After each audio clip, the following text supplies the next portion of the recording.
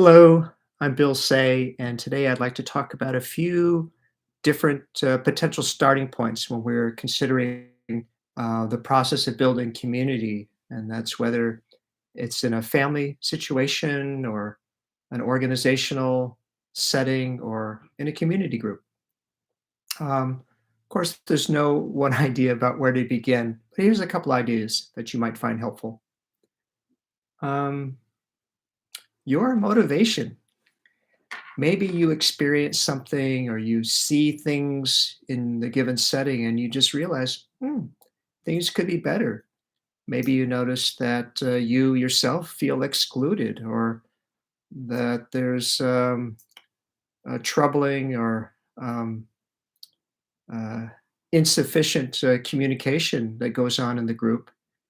Um, Maybe there's tensions or conflicts that disrupt the sense of community. Many different possibilities, but maybe you see some of it, you experience some of it, you think, this could be better.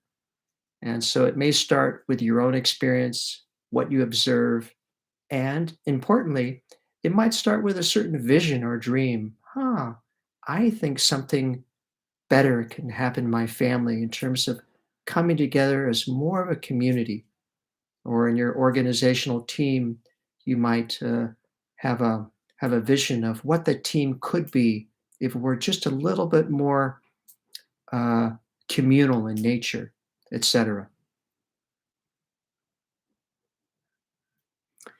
Yeah, so it could be your vision, and sometimes that's the place to begin. It's a fine place to begin, and you may also notice that it helps to find out about what others experience and see and what their visions of what community might be.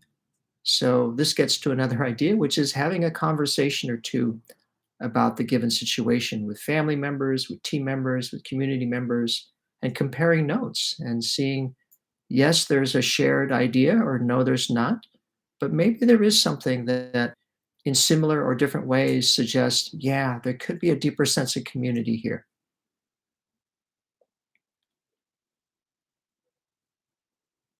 Okay, my notes here. Another important starting point is to consider, is it safe enough? For example, if community building um, steps were to occur, is it safe enough to start talking about things openly?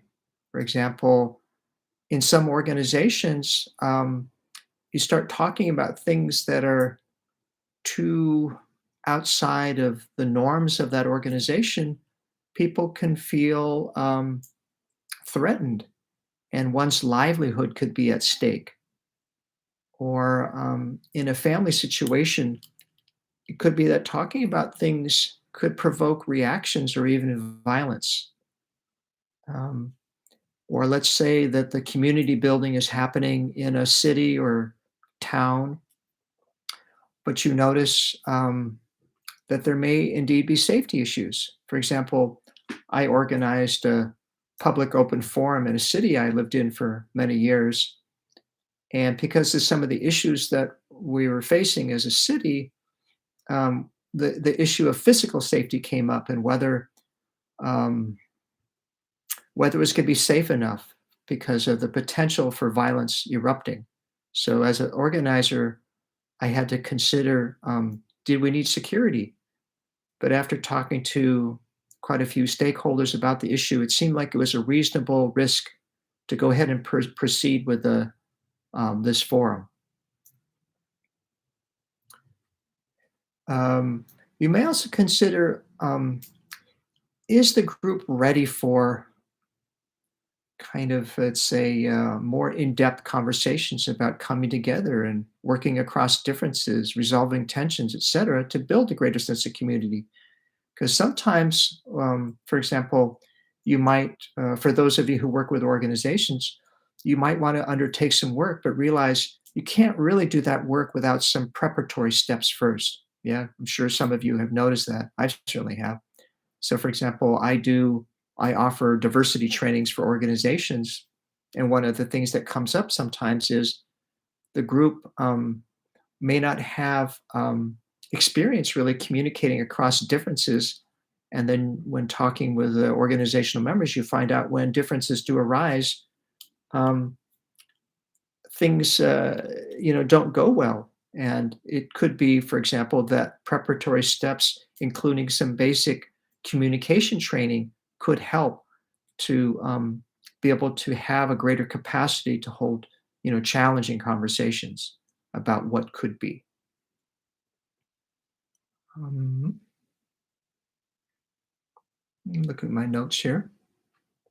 The other thing to consider is, what is the capacity within the group to hold its own diversity, to hold process, to hold um, complex and sometimes challenging conversations, um, because sometimes that capacity may need to be cultivated more in order to hold difficult or complex conversations. Now, as a facilitator, sometimes I'm tasked with doing the holding, but I feel like that's not always so sustainable if I can't somehow also impart that holding task to the members in question, to the organizational members in question. So, what I like to do, for example, in my organizational work, is to work closely with a committee, that we do the planning and thinking together. We come up with the activities and the areas of focus together. And I feel in that way, I'm not the only one holding this thing. They're also holding this pot.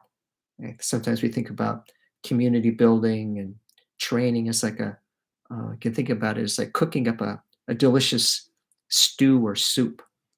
And who can hold that pot? Ideally, it's the community members themselves. But sometimes an outsider, such as a facilitator, can temporarily or can help do some of that holding, and also help in part and train people how to hold, for example, diverse people and perspectives, different ways of looking at things. Um, and one complication that can arise with working with a committee, for example, in an organization, is if they have enough security and power in that group so that they don't, for example, overstep um, organizational norms and get into trouble from those with the executive power. So sometimes there's some back and forth communication between the powers that be within the given group and the committee that I'm working with. Another starting point, and I do this, mostly in organizations, or actually solely in organizations, is interviewing. Well, interviewing I'll do with community groups, but offering a survey. Sometimes in an organization, you want to know what's going on in this group. How do people see things? What is the sense of community like? Do people feel welcome?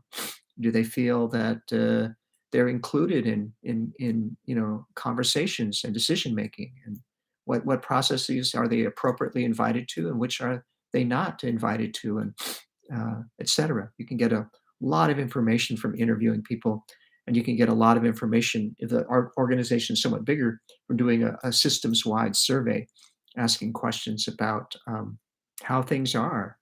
What is it like in terms of communication and uh, uh, intra and interdepartmental communications and diversity issues, all kinds of things. Yeah, really important. So that if you're working as an outsider, as a facilitator, for example, you can get more information. And sometimes just in that information gathering part, offering that back to the organization sometimes is a real kind of a awakening. It's like, oh my gosh, we didn't know that so many people felt this way. This is really helpful information, even if it's, for example, disturbing. Um, so back to this pot of soup or stew. Um, and community building, one important thing to consider is the holding of that stew. Like as it's being cooked, can the members, maybe with some facilitative help, hold that stew?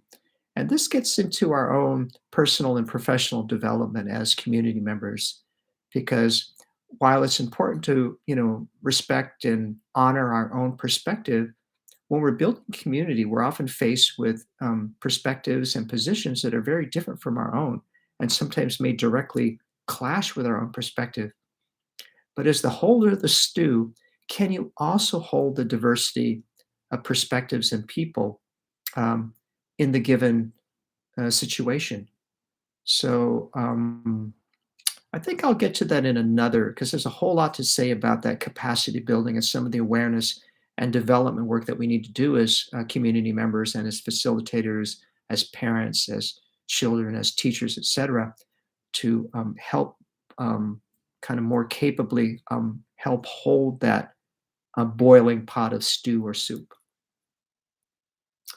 Um, so that's it. So as a step, you might think about a community or a situation in question that you think, yeah, this one could use a more of a sense of community here. And as a little exercise, you can take a few minutes to consider what's your vision of how that group could come together in a more communal way. Yeah, you can think about your own vision. And then you may also take the further step of having a conversation or two with some people in that group to see what they think. It's a good starting point. Anyway, hope that's helpful. Take good care. Bye for now.